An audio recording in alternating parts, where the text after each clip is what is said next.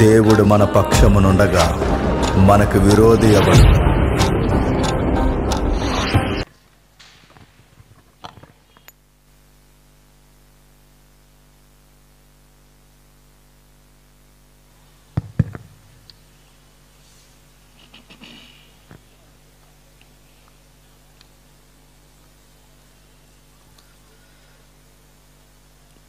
ముందుగా స్థానిక దైవజనులకి, ఈ సభలకి ముఖ్య వాక్యోపదేశాలు వచ్చిన వంశీ గారికి, అన్నగారికి, అలాగే ఈ వాక్యం వినడానికి వచ్చిన విశ్వాసులైన మీ అందరికీ క్రీస్తు నామమున శుభములు. చిన్న ప్రార్థన చేసుకుందామండి.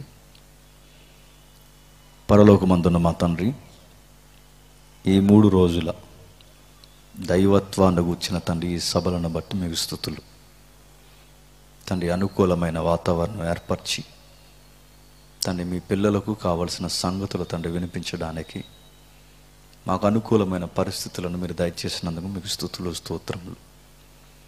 ఏ సంగతులు అవసరమో అవి బోధించడానికి తండ్రి మమ్మలను వాడుకోండి. ఈ మొదటి వర్తమానంలో తండ్రి మీ పిల్లలకు మరింత అర్థవంతమైన సంగతులు చెప్పడానికి తండ్రి నన్ను నడిపించండి. నా తర్వాత మాట్లాడుతున్న తండ్రి మీ కుమారులను కూడా మరింత బలముగా తండ్రి మీ వాక్యము ద్వారా మాతో మాట్లాడతారని కోరుతున్నాం. ఈ సభలను బట్టి తండ్రి మీకే మహిమను ఆరోపిస్తూ మమ్మల్ని మేము తగ్గించుకుంటూ క్రీస్తున్నామని ప్రార్థన సమర్పిస్తున్నాము తండ్రి. ఆమేన్. త్వరగా కొన్ని విలువైన సంగతులు విందాం. నిర్గమాకాండము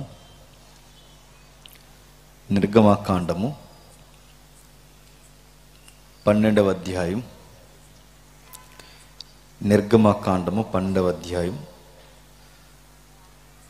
సుమారు 8 వచనాలు ఎవరైనా చక్కగా తప్పులు లేకుండా చదవగలిగినారు అంటే చదవండి.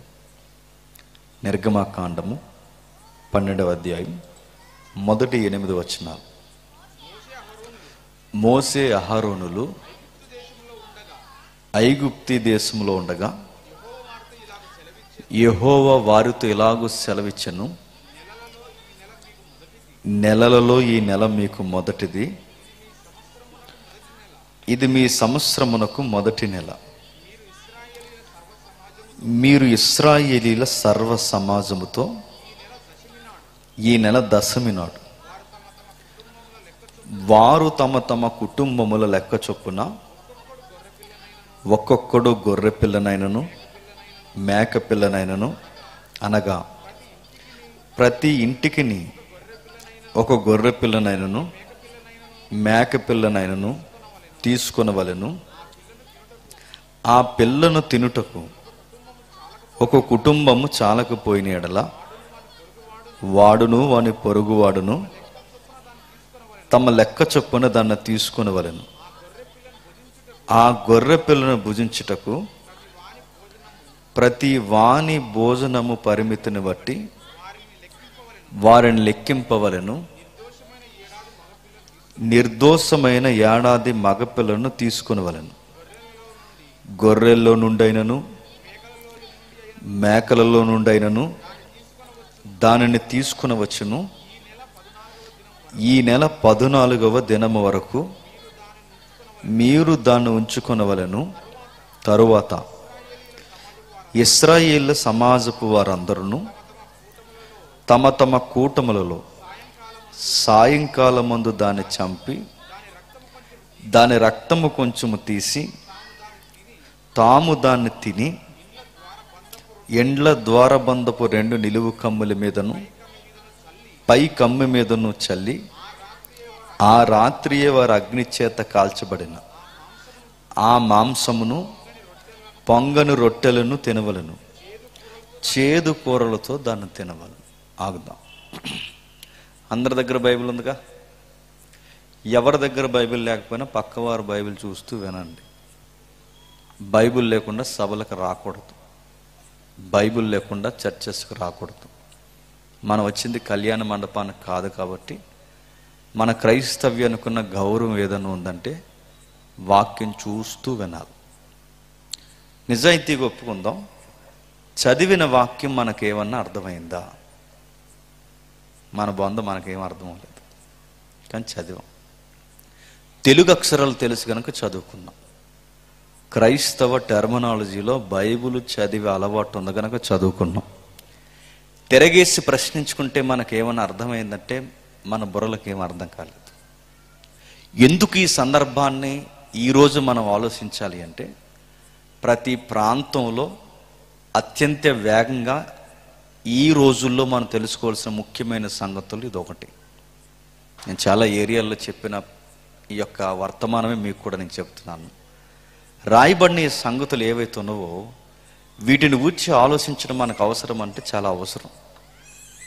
ఎందుకంటే జరుగుతున్న పరిస్థితులు మనం జాగ్రత్తగా చూస్తున్నప్పుడు ఈ ప్రపంచం ఎక్కడికో దేన్నో ఎదుర్కోవడానికి వెళుతున్నట్టు మనకు కనబడుతుంది. సమాజంలో సమాధానం లేదు, సమాజంలో ప్రేమలు లేవు, సమాజంలో ఒకరి పట్ల ఒకరికి గౌరవం లేదు, తల్లిదండ్రులు అంటే పిల్లలకి లెక్క లేదు, పిల్లల పట్ల తల్లిదండ్రులకి బాధ్యత లేదు. ఒకటి రెండు కాదు, రాజకీయం కానీ, యాజకీయం కానీ, చదువులు కానీ, ఉద్యోగాలు కానీ, ప్రభుత్వాలు కానీ ఒక్కటి సరిగ్గా ఉందంటే ఏ సెక్టార్ మనం చూసినా అన్నిటిలోనూ ఏదో ప్రమాదకరమైన విషయాలు, మనుషుల చేత మనుషులే దగా చేయబడుతున్న రోజులు ఇవి. ఇవన్నీ చూస్తున్నప్పుడు ఈ సొసైటీ ఎక్కడికి బయలుదేరుతుందంటే దానికి సూత్రం, కారణం ఒక్కటే, ఏదో ప్రమాదాన్ని ఎదుర్కోబోతుంది. ఈ సమాజాన్ని గైడ్ చేసే చట్టాలు లేవు, ఈ సమాజాన్ని ఒక భయపెట్టి ఒక వ్యవస్థలు లేవు. ఎందుకంటే భయపెడతామని చెప్పిన వ్యవస్థల్లో కూడా లసుగులు ఉన్నాయి. ఇలాంటి పరిస్థితుల్లో ఈ సమాజాన్ని చూస్తున్నప్పుడు మీరు జాగ్రత్తగా వినండి. మేధావి వర్గం కానీ, సామాజిక స్పృహ కలిగిన వారు కానీ అందరూ ఆలోచిస్తున్నప్పుడు ఏదో ప్రమాదం ఈ ప్రపంచానికి పొంచుందన్న గుబులు స్టార్ట్ అయింది. అలాంటి ప్రమాదం ఇదిగో ఏదో జరగబోతుందని భయపడుతున్న తరుణంలో ఇటీవల కాలంలో ఒక సైంటిస్ట్ రాసుకున్న ఉత్తరం వెలుగులోకి వచ్చింది. ఆయన రాసుకున్న ఉత్తరం ఏదైతే ఉందో ఆ ఉత్తరాన్ని చూసి మరీ భయపడ్డారు ఈ మేధావి వర్గం. ఏం రాసుకున్నాడంటే ఆయన కొన్ని ముఖ్యమైన సంగతులు రాసుకున్నాడు. ఈ ప్రపంచం ఎలా అంతమైపోద్దో లెక్కలేయడం స్టార్ట్ చేశాడు. ఆ లెక్కలేయడం స్టార్ట్ చేసిన వాడు సాదాసీదా సైంటిస్ట్ కాదు ఆయన. ఆ లెక్కలేయడం ప్రారంభించిన శాస్త్రవేత్త ఎవరంటే సర్ ఐజాక్ న్యూటన్ గారు. ఆయన చెప్పిన సిద్ధాంతాలు చిన్నవా? ఈరోజు వాహనాలు వేసుకుని రోడ్డు మీద తిరుగుతున్నామంటే చర్యకి ప్రతిచర్య అనే సిద్ధాంతం చెప్పింది ఆయనే. రెండవది, ఈరోజు చంద్రమండలం మీదకైనా స్పేస్లోకి ఈరోజు ర్యాకెట్లు వేసుకుని వెళుతున్నామంటే ఏ ఫోర్సులు వెళ్తే గ్రావిటీ ఫోర్స్ను దాటి వెళ్ళగలమో చెప్పిన సూత్రధారులు ఆయనే. ఒకటి రెండు కాదు, ఆయన చెప్పింది థియరీగా చెప్పలేదు, ఆయన చెప్పింది యూనివర్స్కి ఒక లా ఉంది అని చెప్పాడు. అంటే ఒక నియమం పనిచేస్తుంది. చెప్పునోడు చిన్నోడు కాదు. ఆయన చెప్పిన సూత్రాల మీద ఈరోజు ర్యాకెట్లు వేసి తిరుగుతున్నాం, ఆయన చెప్పిన సూత్రాల మీద ఈరోజు వాహనాలు వేసి తిరుగుతున్నాం, ఆయన చెప్పిన సూత్రాల మీద ఎన్నో చర్యలు మనం చేపట్టాం. అలాంటి గొప్ప మేధావి సైంటిస్టు ప్రత్యేకించి తనకి ఒక లెటర్ రాసుకుని దాచిపెట్టుకుంటే, ఈ పదం మనం వాడకూడదు కానీ అర్థం అవడానికి ఈ పదం నేను వాడుతున్నాను. ఈ ప్రపంచం కర్మకాలి ఆ ఉత్తరం దొరికింది. ఏమైంది ఆ ఉత్తరం దొరికితే? ఏమైందంటే ఈ ప్రపంచం ముగిసిపోతున్న తేదీలు రాసుకున్నాడు ఆయన. ఆయన చెప్పినట్టు జరుగుద్దా లేదా ఆర్గ్యుమెంట్ తర్వాత పక్కన పడేయండి, కానీ ఆ ఉత్తరాన్ని మనం నమ్ముతామా లేదా అన్నది ముఖ్యంగా మనకు తెలుసు. అది మనం నమ్మం. కానీ ఈ మేధావి వర్గం మాత్రం ఆ ఉత్తరాన్ని బాగా నమ్ముతుంది. ఏమని రాసుకున్నాడు ఆ ఉత్తరంలో అంటే, ఆయనకి ముఖ్యంగా కొన్ని అధ్యాయాలు ఇష్టమంట. అందులో దానియేలు గ్రంథం, ముఖ్యంగా ప్రకటన గ్రంథం, ముఖ్యంగా పోలికగా డీకోడ్ చేసే ఇదిగో ఈ నిర్గమాకాండం 12వ అధ్యాయంలో ఉన్న సన్నివేశాలు కూడా ఆయనకి చాలా ఇష్టమంట. ఇదంతా పేపర్లో పడింది. ఎంతమంది చదివారో ఒకవేళ డౌట్ ఉంటే బ్రేక్ తర్వాత నన్ను అడగండి, మీకు ఫార్వర్డ్ చేస్తా. ఆ ఉత్తరంలో ఏమని రాసుకున్నాడంటే, ఆయన కొన్ని లెక్కలు వేస్తాడు. దానియేలు గ్రంథం కానీ, ప్రకటన గ్రంథం కానీ, ఇలాంటి నిర్గమాకాండం పోలికలో డీకోడ్ చేసిన కొన్ని అధ్యాయాల పరంపర కానీ ఆయన అన్ని కోట్ చేస్తే ఆయనకి లెక్కల్లో తేలింది ఏంటంటే, ఈ ప్రపంచం ఇప్పటి నుండి ఒక 30 ఏళ్లలో ఈ ప్రపంచం అంతమవ్వబోతుందంట. సరిగ్గా 30 సంవత్సరాలకి ఈ ప్రపంచం అంతమవ్వబోతుందంటే, అవును అంతమవ్వబోతుందని ఆ మేధావి చెప్పింది ఖచ్చితంగా జరుగుద్దని వాళ్ళు నమ్ముతున్నారు. వాళ్ళు ఎప్పుడైతే వాళ్ళ బలంగా నమ్ముతున్నారు, ఎలా అంతమవుద్ది అది క్లియర్గా చెప్పలేదు ఆయన. ఎలా అంతమవబోతుంది ఆ ఉత్తరంలో అంత పూర్తి వివరణ లేవు. కాకపోతే సంఖ్యను మాత్రం రాసించాడు ఆయన. సరిగ్గా 30 ఏళ్ళు అంటే 3 తఫాలుగా 3 పదులు గడిస్తే 30 ఏళ్ళ తర్వాత ఈ ప్రపంచం అంతమవబోతుందని ఆయన రాసినప్పుడు ప్రపంచం భయపడింది. ఎలా అంతమవబోతుంది అన్నప్పుడు ఈ మేధావులందరూ కలిసి దాన్ని స్టడీ చేస్తే దీనికి కారణాలు ఏమన్నా ఉన్నాయంటే కారణాలు ఎతికారు. అందులో ఒక్కొక్కడు ఒక్కొక్క కారణం చెప్పాడు. వాళ్ళ థీరీలో ఒక్కొక్క కారణం చెప్పారు. ఏ కారణం చెప్పారంటే న్యూటన్ గారు ఎలాగూ అంతమైపోద్దని చెప్పాడు కనుక ఎలా అంతమైపోద్దంటే ఒకడు అన్నాడు, అందులో కొంత మేధావర్గం మరి ఎవడ పుట్టించాడో తెలియదు కానీ అందులో పుట్టించిన వారు ఏమన్నారంటే త్వరలోని ఈ ప్రపంచం అంతమైపోద్ది. ఆ ప్రపంచం ఎలా అంతమైపోద్దంటే ఈ సముద్రం నుంచి పెద్ద పాము వస్తుందంట. అది పాము అంటే బాగోదని దీనికి ఒక సైన్స్ నేమ్ పెట్టారు. దాని పేరు లివియథాన్ అన్నారు. అది త్వరలోనే వస్తుందంట. ఆ వచ్చింది ఏం చేస్తుందట, అది సముద్రంలోంచి ఇలా పైకి లెగుస్తుందట. ఆ పైకి లేచినప్పుడు సముద్రం మట్టం పెరుగుద్దట. ఆ నీరు ఆరిన నేల మీదకి వస్తుందట. అందుకు ప్రపంచం అంట అతలాకుతలం అయిపోయి మాయమైపోద్దంట. మీకు ఎవడ చెప్పాడంటే ఇలా పాము చెప్పింది. ఇలా పాము. నేను అడుగుతున్నాను, ఎలా రా దీన్ని లెక్కలేస్తానంటే ఇదిగో న్యూటన్ లెటర్ ప్రకారం చూస్తున్న పరిణామం ప్రకారం ఎక్కడో పసిఫిక్ సముద్రంలో ఏదో జరుగుతున్న వైనము ఇదంతా చూస్తుంటే ఏదో రాబోతుందని ఆ బయట ఉన్నవారు అరకొరగా వాళ్ళు మాట్లాడితే మన వాళ్ళు కూడా ఆ వీడియోస్కి రివ్యూలు ఇస్తున్నట్టుగా మన వాళ్ళు ఏం చేశారంటే ఇదిగో లివియథాన్ కొరకు యోబు గ్రంథంలో చెప్పారని 41వ అధ్యాయం దానికి తగిలించారు. ఒక్కొక్కరులా మాట్లాడి అది కాదు ఇది కాదు అని మాట్లాడుతున్నారు. మరికొంతమంది ఏమన్నారంటే పాము కాదు ఏం కాదు పొర కనబడింది అన్నారు. పొర అంటే ఏంటి? ఓజోన్ పొర అంటే ఏంటని అడగండి. ఓజోన్ పొర అంటే మీకు అర్థం అవడానికి మన దగ్గర ఒక మాస్ ఎగ్జాంపుల్ ఉంది, చెప్తాను వినండి. అమ్మ గర్భంలో అండం పిండం అవ్వాలంటే లోపల ఒక సంచి ఉంటుంది. మన భాషలో ఏమంటారు చెప్పండి? గర్భసంచి. ఆ గర్భసంచిలోనే బాగా వినాలి, ఆ గర్భసంచిలోనే అండం పిండమయ్యి బిడ్డగా మారుతుంది. ఈ 9 నెలల్లో బిడ్డ ఎదగాలి అంటే ఒక సంచి కావాలి, బెలూన్ కావాలి. ఆ సంచినే మనం గర్భసంచి అంటే ఆ సంచి కన్నం పడింది అనుకోండి, తల్లికి ప్రమాదమే బిడ్డకి ప్రమాదమే. ఇది మీకు అర్థమైతే ఈ భూమండలాన్ని కూడా పెద్ద సంచి ఉందట. దాని సైన్స్లో ఏమంటారంటే ఓజోను పొర. ఈ సంచి లోపల ఉన్నాం మనం. దానికి కుదురుండక కన్నం పెట్టాం. ఏం చేస్తాం? ఫ్యాక్టరీలు కట్టి అవి కట్టి కలుషితమైన వాయువులన్నీ వదిలితే దానికి కన్నం పడింది. ఆ కన్నం సైజు పెరిగింది. పెరిగితే ఏమవుద్దంటే మళ్ళీ ఎలా చెప్తారు, ఏమని చెప్తారంటే సూర్యకిరణాలు డైరెక్ట్గా వస్తే మనుషులకు వ్యాధులు వచ్చేస్తాయట. ఆ తర్వాత ఏం జరుగుద్దట, మంచు పర్వతాలు కరిగిపోతాయట. కరిగిపోతే ఏమవుద్దట, సముద్ర మట్టం పెరుగుద్దట. సముద్ర మట్టం పెరిగితే ఏమవుద్దట, ఇదిగో నీటి అంటే సముద్ర మట్టానికి ఎత్తైన స్థలాలు ఉన్న మీ కర్నూలు, హైదరాబాద్ పట్టణాలు లాంటి పట్టణాలు కూడా మునిగిపోయి ప్రపంచం అంతమైపోద్దట. మీకు ఎవరు చెప్పారు అంటే పొర చెప్పింది వీళ్ళకి. ఒకడేమో పాము అంటారు, ఇంకొకరేమో పొర అంటారు. ఇంకొకరు ఏమన్నారంటే పొర కాదు పాము కాదు, స్పేస్ నుంచి పెద్ద రాయి వస్తుంది అన్నారు. ఆ రాయి ఏంటంటే మళ్ళీ రాయి అంటే బాగోదని దానికి ఒక పేరు ఇట్టారు. దాని పేరు సైన్స్లో ఆస్ట్రాయిడ్. అది వస్తుందంట, అది వచ్చి గుద్దేస్తుందట. ఆ గుద్దేసినప్పుడు భూమి అటు ఇటు ఊగిపోయి భూమి నాశనం అయిపోతుందట. ఇన్ని పుకార్లు, ఇన్ని థీరీలు యూట్యూబ్ చెబుతుంది, మెయిన్ ఛానల్ చెబుతున్నాయి, ప్రింట్ మీడియా చెబుతుంది. ఇవన్నీ చెబుతున్నారు. దేన్ని బట్టి చెబుతున్నారు అంటే దానికి కారణం ఒకటే, న్యూటన్ లెటర్ వచ్చిన దగ్గర నుంచి వాళ్ళకి భయం వచ్చేసింది. అంటే ప్రపంచం ఎలా అంతమైపోద్ది అంటే ఒకరేమో లివియథాన్ అంటున్నారు, మరొకరు ఓజోన్ పొర అంటున్నారు, మరొకరు ఆస్ట్రాయిడ్ అంటున్నారు.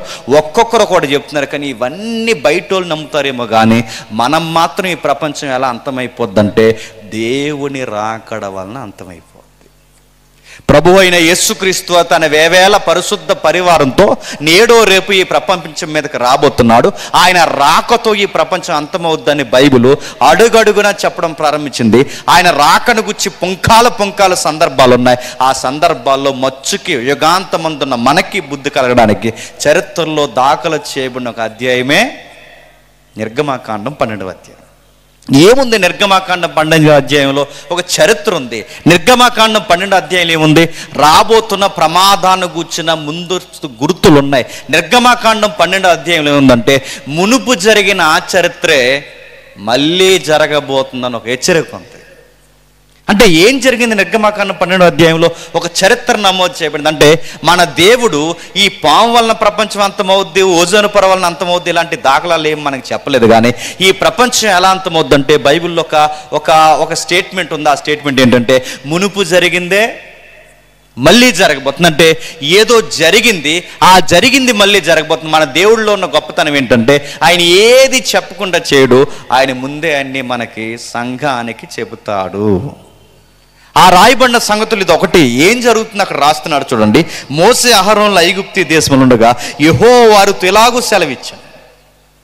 ప్రతి దానికి ఒక సందర్భం ఉంటుంది, ప్రతి దానికి ఒక నేపథ్యం ఉంటుంది, ప్రతి దానికి ఒక వ్యక్తుల కదలికలు ఉంటాయి. ఆ జరిగిన సంగతులు మనం జాగ్రత్తగా అర్థం చేసుకుంటే రాబోతున్న సంగతులు ఏవైతున్నావో మనకి దేవుడు ముఖాముఖిగా మాట్లాడే వాక్యపు వెలుగులో ఆయనతో మాట్లాడే ఒక సందర్భం మనకు ఎదురవుతుంది.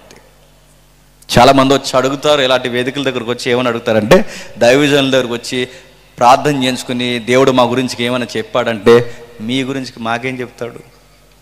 మాకేం చెప్పడు. మీరు అస్తమాల వచ్చి ఏమని చెప్పాడంటే ఇంకేదో చెప్పేస్తాను, చెప్పమా? నేను అడుగుతున్నాను, ఏం చెప్తాడు? ఆయన ఏమైనా చెప్పాలనుకుంటే, ఆయన ఏమైనా మాట్లాడాలనుకుంటే ఒకే ఒక్క ఛానల్ ఉంది, ఏంటి చెప్పండి? బైబిల్.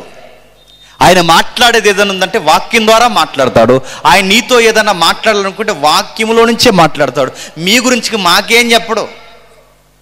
ఇప్పుడు ఈ వాక్యం ద్వారా మాట్లాడతాడంటే మాట్లాడతాడు. ఎలా మాట్లాడతాడు? చాలామంది ఏమనుకున్నారంటే వాక్యం ద్వారా మాట్లాడడం అంటే ఈ మధ్య ఒక తన్మయత్నం, అంటే అదొక మూఢనమ్మకపు తన్మయత్నం వచ్చింది. ఆ మూఢనమ్మకం ఏంటంటే, దేవా నాతో మాట్లాడు, రేపు నేను ఊరు వెళ్తున్నాను, ఊరు వెళ్ళాలో వద్దో ఇప్పుడు దేవుడు బైబిల్లోని చెప్పాలంట.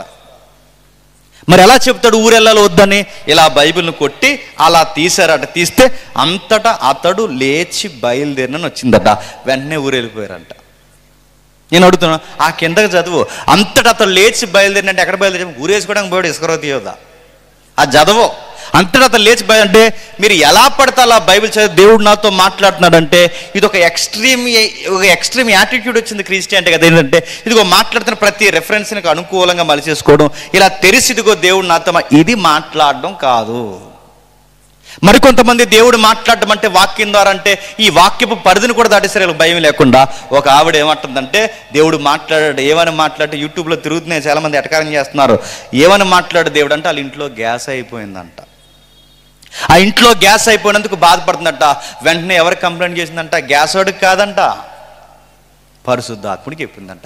వెంటనే పరిశుద్ధాత్ముడు గ్యాస్ పట్టుకుని వచ్చి అడుగుతున్నాను, చివరికి పరిశుద్ధాత్మ దేవుడిని చెప్పండి గ్యాస్ ఏం చేస్తున్నారండి ఆయనతో? మరొక ఆవిడ చెప్పిందట, ఒక ఆమె ఏమో గ్యాస్ అయిపోతే పరిశుద్ధాత్ముడు చెప్తుంది. మరొక ఆవిడ ఏమందంటే అలా ఆయనకి మంచి పప్పు అండు పెట్టిందంట. కుదురుగా ఉండాలిగా. వెళ్ళి అడిగిందంట, ఏమండి ఎలా ఉందండి పప్పు అని అడిగిందంట. ఆడి పైనుంచి కింద చూసి మొహలం ఉంది పప్పు అన్నాడట. ఎప్పుడు పప్పులు ఉప్పేసేస్తాం. తిట్టాడు. తిడితే అలా కాదని నెక్స్ట్ బాగా వండుతానని చెప్పాలిగా, అలా చెప్పకుండా బయటకు వచ్చి అందంటే ఇలా పైకి చూసి చెప్పాలి కదా అందంట. ఎవరిని? దేవుణ్ణి. మీరు అన్ని చూస్తున్నారు లేదు సాక్ష్యాలు ఇవి. ఇలా పైకి చూసి అందట చెప్పాలి కదా అని. ఇప్పుడు వెంటనే యేసు ప్రభు వారట ఈ పప్పులో ఉప్పు తక్కువైపోయిందని ఎవరు రావాలట? పప్పులు ఉప్పు కలపడానికి ఒక ఆవేమో యేసు ప్రభుని పిలుస్తుంది, గ్యాస్ అయిపోయిందని ఒక ఆవిడేమో చెప్పండి పరిశుద్ధాత్మ పిలుస్తుంది. ఇవన్నీ సాక్ష్యాలు నడుతున్నాను. దేవుడు ఏం మాట్లాడామంటే పప్పుల కోసం ఉప్పుల కోసం గుర్తుపెట్టుకోండి. దేవుడు ఎలా మాట్లాడితే వాక్యంలోంచి మాట్లాడతాడు. ఎలా వాక్యంలోంచి మాట్లాడతాడు? ఎలా వాక్యంలోంచి సెలవిస్తాడు? దేవుడు వాక్యంలోంచి ఎలా మనతో మాట్లాడతాడు? దానికి సూత్రం ఒకటే. ఆయన ఎలా మాట్లాడతాడంటే దానికి కారణం సందర్భాల్లో నుంచి మాట్లాడతాడు. మీకు ఉదాహరణ చెప్తాను వినండి. మీలో ఎవరైనా కుటుంబ సమస్యలతో నలిగిపోతున్నారు అనుకోండి, మీలో ఎవరైనా ఆర్థిక ఇబ్బందులతో నలిగిపోతున్నారు అనుకోండి, మీలో ఎవరైనా వ్యాపారంలో నష్టపోయారు అనుకోండి, ఎలా మాట్లాడతాడు? నీలాగే సంసారంలో నలిగిపోయిన తల్లులు ఆల్రెడీ బైబిల్లో ఉన్నారు. నీలాగే సంసారంలో నలిగిపోయి వేసారిపోయిన తల్లులు ఉన్నారు. ఆ సందర్భాన్ని నువ్వు చదివితే ఆ రోజు ఆ దేవుడు వారిని ఆదరించిన దేవుడు ఈరోజు నువ్వు ఆ సందర్భాన్ని చదివితే ఆ సందర్భంలో ఒక ధైర్యం ఇస్తాడు. ఏమని? ఆ రోజు ఆ కుటుంబాలను కట్టిన దేవుడు ఈరోజు నన్ను కూడా కడతాడని ఒక ధైర్యం వస్తుంది. చూసారా? అది మాట్లాడటం. వ్యాపారంలో నష్టపోయి ఉంటే ఇదిగో వ్యాపారంలో ఎలా అభివృద్ధి పొందాలంటే దేవుడు చెప్తున్నాడు, యథార్థవంతులు తప్పక వర్ధిల్లుతారు, నిశ్చయముగా నీ రెక్కల కష్టాన్ని నువ్వు అనుభవించగలవు. ఎప్పుడు? యథార్థత కలిగి వ్యాపారం చేస్తే. దేవుడు వాక్యంలోంచి మాట్లాడు ఇదిగో ఈ విధంగా మాట్లాడతారు. అంతేగాని మనకు నచ్చినట్టు అంతటి లేచి ఊరెళ్ళను ఇలాంటి సందర్భాలు కాదు. వ్యక్తులుగా ఎవరైతే నమోదు చేయబడిన జీవిత చరిత్రలు ఉన్నాయో ఆ చరిత్రలు చదువుతున్నప్పుడు మన జీవితంలో దేవుడు మనతో మాట్లాడతాడు. ఇలా వాక్యాన్ని మనం చదువుతున్నప్పుడు సందర్భానుసారంగా వాక్యాన్ని చదవకపోతే ఏమవుద్దంటే నష్టపోతాం. మరొక ఉదాహరణ చెప్తాను వినండి. ఎలా పడితే అలా వాక్యాలు చదివితే ఎంత ప్రమాదం జరుగుతుందో బైబిల్ అందే. ఇందులో ఒకటి కలపొద్దు, ఒకటి తీయొద్దు. ఒకటి కలిపినా తీసినా ఏమవుతుంటే ప్రమాదం జరుగుద్దు. ఒకటి కలపొద్దు, తీయొద్దు. కలిపితే మన ఇష్టానుసారంగా కలిపి తీసి మాట్లాడితే వాక్యం నుంచి ప్రమాదాలు వస్తాయి మనకి. ఈ మధ్యకాలంలో ఏం జరిగిందంటే, కొంతమంది కలిసి ఎప్పుడు లేనంత జనాభా 31st నైట్కి వస్తారు రారా చర్చికి. డిసెంబర్ 31కి వస్తారు. ఎప్పుడు రానంత జనాభా వస్తారు డిసెంబర్ 31. అందుకే లోపల ఏం జరుగుతుంది తెలుసా? చైర్లు నిండిపోతాయి, బయట టెంట్లు నిండిపోతాయి. పాస్టర్ గారికి చాలా బర్డెన్ అవుద్ది. ఎందుకంటే జనాభా ఎక్కువ వస్తారు. ఎందుకు వస్తారంటే, ఈ సంవత్సరం అంతా గాలి తిరుగులు తిరిగాం ప్రభు, అయినా నీ బలమైన రెక్కల చాటును మమ్మల్ని కాపాడో, మళ్ళీ మేము గాలి తిరుగులు తిరుగుతాం, మమ్మల్ని ఏమి అనడానికి మాకు ఒక లైసెన్స్ కావాలి, అందుకు వస్తున్నాం అన్నట్టు వస్తారు. ఆ లైసెన్స్ పేరేంటి చెప్పండి? నేను వాగ్దానం కార్డులకు వ్యతిరేకం కాదు, మేము వాగ్దానం కార్డులు వ్యతిరేకం చెప్పట్లేదు. కానీ వాగ్దానం కార్డు కూడా ఒక సందర్భం ఉంటుంది. వచ్చినప్పుడు ఏం చేస్తారు? ఇలా కూర్చుంటారు. ఆ కూర్చున్నప్పుడు ఆ రోజు చాలా ఈవెంట్స్ ఉంటాయి. ఆ రోజు ఆ చర్చిలో పాస్టర్ గారు సండే స్కూల్ పిల్లలకు గిఫ్ట్లు ఇవ్వాలి, సండే స్కూల్ టీచర్ స్కిట్లు వేయించాలి, సండే స్కూల్ టీచర్ని ఎంకరేజ్ చేయాలి, లేకపోతే నెక్స్ట్ సండే స్కూల్ ఉండదు. ఆ తర్వాత ఏముంటుంది? ఎవరైతే ఎల్డర్స్ ఉన్నారో మళ్ళీ వాళ్ళని గౌరవించాలి, వారు చేసిన కార్యక్రమాలు జ్ఞాపకం చేసుకోవాలి. ఇన్ని తతంగ కార్యక్రమాలు ఉంటాయి. ఇదంతా ఒకెత్తైతే చర్చిలో సరిగ్గా 12 ముందు 12 తర్వాత లవ్ ఫీస్ట్ పెట్టాలి. లవ్ ఫీస్ట్ అంటే ప్రేమ విందు. అది ప్రేమ విందు అని అనాలంటే ఆ ప్రేమ విందులో కక్క ముక్క డొక్క ఉండాలి. లేదా మళ్ళీ అది ప్రేమ విందులో ఉండదు, సాంబార్తో అంటే మళ్ళీ ఇవన్నీ ఉండాలి. ఈ బడ్జెట్ అంతా, ఈ ప్రాబ్లం అంతా, ఈ ఒత్తిడి అంతా ఎవరి మీద పడుతుంది? స్థానిక పాస్టర్ గారి మీద పడుతుంది. ఇవన్నీ ఒకెత్తైతే వచ్చిన ప్రతి ఒక్కరితో దేవుడు ఆదరిస్తున్నాడు, దేవుడు మీతో మాట్లాడుతున్నాడు అనడానికి ఏం చేయాలంటే అందరికి ఒక వాగ్దానం కట్టించి పంపించాలి. అందుకు దానికి కొంతమంది దైవజనులు ప్రిపేర్ అయి ఉంటారు. ఒక దైవజనుడు ఏం చేశాడంటే, ఆడవారి కార్డులు ఆడవారు తీశాడు, మగవారి కార్డులు మగవారికి తీశాడు. ఈ ఆడవారి కార్డులు మగవారి కార్డులు వేరువేరుగా తీసినప్పుడు ఈ పాస్టర్ గారే, నేను మార్కెట్కి వెళ్ళి వస్తున్నాను, మళ్ళీ వచ్చిన తర్వాత నేను అడుగుతాను, సాయంత్రం నాకు ఈ కార్డ్స్ అన్ని అప్పగించరా, ఎవరి కార్డులు వాళ్ళకి పంచాలని ఒక కుర్రోడికి అప్పగించి కంగారోడు. ఈ కంగారోడు ఏం చేశాడంటే కలిపేశాడు. ఏం చేస్తాడు? ఈ కంగారులో చర్చిలో అప్పుడప్పుడు కంగారుగా తిరిగే కుర్రోళ్ళు ఉంటారు చూసారా? వీళ్ళ కంగారు ఎంత కంగారు అంటే, ఇలా బరకాలు బాగేస్తారు, టెంట్లు బాగేస్తారు, ఇలాంటివన్నీ బాగా పెడతారు, కుర్చీలు బాగేస్తారు, స్టేజ్ మీద డెకరేషన్ అంతా బాగా చేస్తారు. వీళ్ళకుండే జబ్బు ఏంటంటే వాక్యం చెప్పేటానికి మాయమైపోతారు. అదో జబ్బు వీళ్ళకి. నేను అందరిని అంటలేదు, కొందరిని. వీళ్ళన్నీ బాగానే పెడతారు, వాక్యం చెప్పేటానికి మాయమైపోతారు. ఈ కంగారు కూరగాయలు ఎలా తిరిగి వీళ్ళ సభ అంతా వీళ్ళ భుజాల మీద తిరుగుతున్నట్టు, చర్చ్ అంతా వీళ్ళ భుజాల మీద ఉన్నట్టు ఆ ఫీలింగ్ ఇచ్చి తిరుగుతుంటారు. వీళ్ళు చూసారు ఎప్పుడైనా? వీళ్ళ వాక్యం వినరు. వీళ్ళ వాక్యాలు వింటున్నప్పుడు వీళ్ళ చేతుల్లో బైబిల్ ఉండో, ఎలా పడితే అలా తిరుగుతుంటారు. వీడికి ఏదో పని చెప్పాలని పాస్టర్ గారు ఏం చేశారంటే, ఒరే ఈ వాగ్దాన కార్డులన్నీ నీ దగ్గర జాగ్రత్తగా ఉంచడంటే, అలాగే సార్ నా దగ్గర ఉంచుతాను. వీడి కంగారోడుగా కలిపేశానన్న మొక్క పాస్టర్ గారికి చెప్తే పాస్టర్ గారు చీ అంటారని ఆడు చేయకుండా పాస్టర్ గారికి ఇచ్చారు. పాస్టర్ గారికి మొక్క తెలియదు. ఎవరికి అలాగే వాదార్పు మెసేజ్లు చెప్పిన తర్వాత ఆయన వాగ్దాన కార్డులు పంచుతున్నాడు. అందులో ఆడవారి కార్డులు మగవారి కార్డులు వేరువేరుగా ఉన్నాయి. ఇటు కలిపేసి ఇచ్చాడన్న సంగతి పాస్టర్ గారు తెలియక పనిచేస్తే అందులో వయసులో ఉన్న కుర్రోడికి ఎలా వచ్చిందో అందులో ఎలా ఉంది, వచ్చే ఏడాది గర్భవతి అవుతాను. అవుతాడాడు? చస్తాడాడు? అవుతాడా అని అడుగుతున్నాను. అందులో అడుగుతాను. ఇప్పుడు ఆ కార్డు ఆడు ఎలా అప్లై చేసుకుంటాడు? దాన్నే ఏమంటారంటే సందర్భము. ఏం సందర్భం? అది ఎక్కడ మాట? ఆది కాండంలోనిది. ఎవరికి చెప్తున్నాడు దేవుడు? శారమ్మకి చెప్తున్నాడు. ఎందుకు చెప్తున్నాడు? వాళ్ళకు ఒక వాగ్దాన పుత్రుడు వస్తాడని దేవుడు వారికి సెలవిస్తున్నాడు. దీన్ని సందర్భానుసారంగా వాక్యము అర్థం చేసుకోవడం అంటారు. ఇది ఎందుకు మనం ధ్యానిస్తున్నామంటే, ఇప్పుడు నిర్గమాకాండం 12వ అధ్యాయానికి కూడా చెప్పండి ఒక సందర్భం ఉంటుంది. ఆ సందర్భాన్ని మనం జాగ్రత్తగా చదివితే దేవుడు నీతో మాట్లాడతాడు.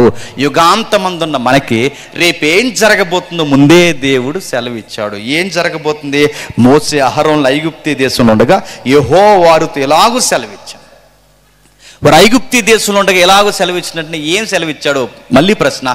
ఐగుప్తీ దేశంలో ఉండగాటనంటే వాళ్ళు ఉండగాటనంటే వాళ్ళు అక్కడ వారు కారా? అక్కడ ఉండరా? వాళ్ళు అక్కడ వారు కారు, వారు ఆ దేశానికి సంబంధించిన వారు కారు. అక్కడ ఉండగా అన్నాడంటే అక్కడ ఏదో సందర్భం ఉంది. ఏమి సందర్భం ఉంది? దాని వెనకాల కొంచెం చరిత్ర ఉంది. మనం బ్రీఫ్గా 4 లైన్స్లో మనం విందాం. ఏముందంటే, అబ్రహాం గారు తెలుసుగా, తెలిసినా తెలియకపోయినా తెలిసినట్టే తెలుసు కదా. అబ్రహాం గారు అబ్రహాం గారిని దేవుడు పిలుచుకున్నాడు. నాహో జలప్రలయం తర్వాత దేవుడు ఎంపిక చేసుకున్న ప్రత్యేకమైన మనుషుడు అబ్రహాం గారిని పిలిచినారు. దేవుడు ఒక వాగ్దాన పుత్రుని ఇస్తాడని దేవుడు ఒక వాగ్దానం చేశాడు.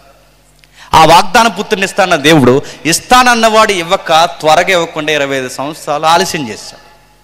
ఎప్పుడైతే 25 సంవత్సరాలు ఆలస్యం చేశాడో అన్నట్టుగానే ఎదురు చూపులకి చక్కగా దేవుడు 25 సంవత్సరాల తర్వాత వాగ్దాన పుత్రుడు పుట్టాడు. ఆ వాగ్దాన పుత్రుడి పేరు ఇస్సాకు ఎప్పుడైతే పుట్టాడో మళ్ళీ ఇస్సాకుకి దేవుడు ట్విన్స్ని ఇచ్చాడు, కవల పిల్లల్ని.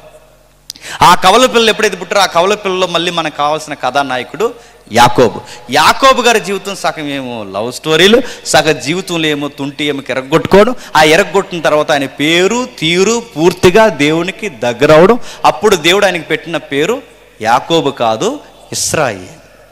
ఆ ఇశ్రాయేలుకి దేవుడు మళ్ళీ 12 మంది కొడుకుల్ని ఇచ్చాడు. ఆ 12 మంది కొడుకుల్ని ఇస్తే ఆ 12 మందిలో మళ్ళీ మనకు కావాల్సిన కథానాయకుడు యోసేపు. ఎప్పుడైతే యోసేపు వచ్చాడో యోసేపు గారితో కొంచెం మనం ఆగితే చరిత్ర ఉంది. ఏముంది యోసేపు గారి దగ్గర ఏముందో మనకు తెలుసు. 11 మంది అన్నయ్యలు ఆ తమ్ముడిని చూసి ఏడిశారు. వ్యాఖ్యానకర్తలు ఏమంటారంటే ఆయనంట డ్రీమ్ బాయ్ అంట. ఎలా డ్రీమ్ బాయ్? చూడ్డానికి బాగుంటాడంట, అలాగే ఆయనకి డ్రీమ్స్ కూడా ఎక్కువ వస్తాయంట. ఎవరికి? యోసేపుకి. అందుకే ఆయన డ్రీమ్ బాయ్. చూడ్డానికి బాగుంటాడు, డ్రీమ్స్ కూడా ఎక్కువ వస్తాయి. ఆయన ఎప్పుడైతే ఆ కళలు కట్టినాడో ఈయనకున్న మైండ్ సెట్ ఏంటంటే ఏది దాచుకోడు, అన్ని బయటకు చెప్తాడు.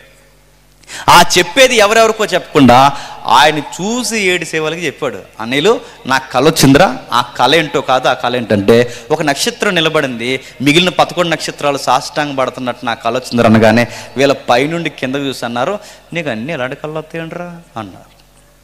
వాళ్ళ కళ చెప్పిన వెంటనే కంటెంట్ అర్థమైపోయింది. అదేంటో చెప్పకుండా పూర్తిగా వాళ్ళకి అర్థమైపోయింది. మళ్ళీ నెక్స్ట్ డే కళ వచ్చిందట, ఆ కళ చెప్పాడు. అని నాకు మళ్ళీ కళ వచ్చింది. ఆ కళ ఏంటంటే ఈసారి ఒక నక్షత్రం నిలబడింది, 11 నక్షత్రాలు సాష్టాంగ పడుతున్నాయి. ఇప్పుడు ఈ నక్షత్రాలతో పాటు సూర్యుడు చంద్రుడు సాష్టాంగ పడుతున్నాడు, నా కళ వచ్చాయని. కానీ వీళ్ళు అన్నారు, అన్నీ నీకు ఎలాంటి కళ వస్తాయి. ఎందుకు? ఇక్కడ సూర్యచంద్రుడు అంటే ఎవరు? అమ్మ నాన్న. ఇక్కడ 11 నక్షత్రాలు అంటే ఎవరు? వాళ్ళు. ఇలాంటి కళలు కానీ ఆ అబ్బాయి దాచుకోకుండా అంత ఓపెన్గా చెప్తుంటే తట్టుకోలేక ఏడ్చారు.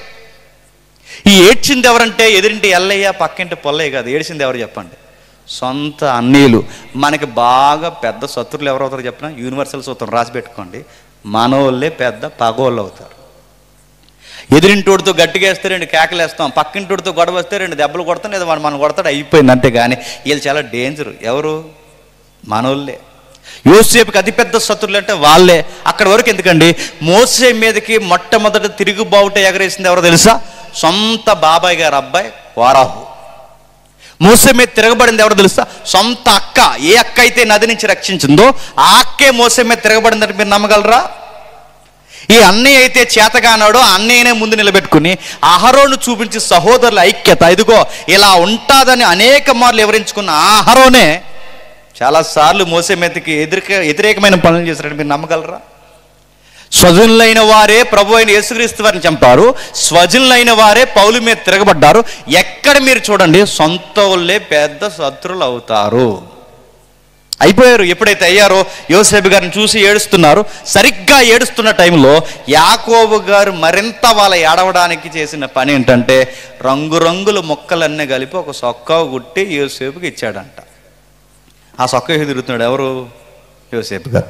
బాగా వినండి, యోసేపు గారు అందగాడడానికి గుర్తేంటి చెప్పిన, ఆ రంగురంగుల మొక్కల సొక్కా వేసుకున్న సొక్కావుకి అందం వచ్చిందంట. అదేంటి, యోసేపుకి అందం వచ్చిందా, సొక్కావుకి అందం వచ్చింది? సొక్కావుకి అందం వచ్చింది. ఎందుకు చెప్పిన, అదే రంగురంగుల మొక్కల సొక్క మనం వేసుకుని మన ఈదిలో నడితే ఏమవుతుంది చెప్పండి? కుక్కలు పరిగెడి చేస్తే మనం ఇంకేం జరుగుతుంది? నవ్వేస్తారు మనం చూసి. నడుగుతున్నాను, అదే సొక్క మనం వేసుకుని నవ్వుతారు. కానీ ఈయన వేసుకున్న తర్వాత ఆ డ్రెస్కి అందం వచ్చిందంట. విషయం ఏంటి చెప్పిన, ఆ సొక్కా చూసి కూడా ఏడిశారండి ఎవరు? అన్నయ్యలు. యాకోబు గారు ఎప్పుడైతే ఇచ్చారో ఆ బట్ట చూసి ఏడ్చారు. సరిగ్గా తీసుకెళ్లారు, ఆ గోతులో పడేశారు. అదే బట్ట చింపి ఆ మొక్క తెచ్చి, నాన్న తమ్ముడిని మృగం ఎత్తిపోయింది అన్నారు. తీసుకెళ్లారు. ఆయన తీసుకెళ్లి ఆఫీసర్ ఇంట్లో పడేశారు. ఆఫీసర్ ఇంట్లో ఆయన అధికారి అయ్యాడు. సరిగ్గా అధికారి అయిన తర్వాత ఆఫీసర్ వైఫ్ ఏం చేస్తుందో మనకు తెలుసు. ఆయన మీద ఒక నెపం మోపింది. ఎప్పుడైతే మోపిందో మనకు తెలుసు. ఆయన తీసుకెళ్లి జైల్లో పడేశారు. చరిత్రలో చదువుకుంటే సుమారు 14 సంవత్సరాలు జైల్లో ఉన్నాడట. 14 సంవత్సరాలు. చెయ్యని తప్పుకి 14 సంవత్సరాలు జైల్లో ఉంటే, జైల్లో ఉన్న ఆయనకి ఇప్పటి వరకు కళలు ఆయనకు వచ్చాయి, ఇక నుంచి కళలు పక్కోళ్ళకి వస్తున్నాయి. ఆ పక్కోళ్ళకి ఎప్పుడైతే కళలు వచ్చాయో, కళలు వచ్చిన వారు టెన్షన్ అవుతున్నప్పుడు వాళ్ళని పిలిచి వాళ్ళిద్దరికి భావం చెప్పాడు, ఇదిగో నీ మెడ మీదకి కత్తి వస్తుంది, నీ తల మీదకి కిరీటం వస్తుంది అన్నట్టుగానే ఒకటి మెడ మీద కత్తి వచ్చింది, మరొకటి మెడ మీదకి కిరీటం వచ్చింది. కిరీటం పొందుకున్నాడు 2 సంవత్సరాలు మర్చిపోయాడు. ఎందుకంటే మనుషులకు ఉండే గుణం ఏంటంటే మేలు జరిగిన తర్వాత మర్చిపోతారు. మర్చిపోయిన వాడు సరిగ్గా రాజుగారు ఎప్పుడైతే కలగన్నారో, రాజు కలగన్నప్పుడు రాజు టెన్షన్ అవుతున్నాడు, అయ్యా నాకేం అర్థం కావట్లేదని ఉక్కిరి బిక్కిరి అవుతున్నప్పుడు రాజుగారికి ఒక సలహా ఇచ్చాడు. ఇడు గవర్నమెంట్ ఎంప్లాయీగా జాయిన్ అయ్యా, నాకు లైఫ్ ఎక్స్పీరియన్స్ ఉంది, నేను ప్రాక్టికల్గా చెబుతున్నాను, నాకు ఇలాగే కలొచ్చి నేను టెన్షన్ అవుతున్నప్పుడు జైల్లో ఒక ప్రిజనర్ నాకు భవిష్యత్తు ఏం జరగబోతుందో చెప్పాడు. ఆ ఖైదీని మీరు పిలిపిస్తే ఖచ్చితంగా మీకు కూడా చెప్తారంటే వెంటనే పిలిపించారు, రాజు దర్బార్లో నిలబెట్టారు. నిలబెట్టిన తర్వాత మాట్లాడు, ఆ ప్రిజనర్ ఇలా మాట్లాడు, ఆ వ్యక్తి ఆ ఖైదీ ఇలా అన్నాడు, ఏమన్నాడంటే, ఇదిగో మీకు ఒక విషయం చెప్పాలి రాజా, మీకు బలిసిన 7 ఆవులు, బక్కజిక్కిన 7 ఆవులు మీ కళ్ళలోకి వచ్చాయి, అవునా? 7 బలిసిన ఎన్నులు, 7 బక్కజిక్కిన ఆవులు, మీ 7 బక్కజిక్కిన ఎన్నులు మీ కళ్ళలోకి వచ్చాయి, అవును. 7 7 7 4 ఏళ్ళు ఇందులో కామన్గా మనకు కనబడుతున్నది.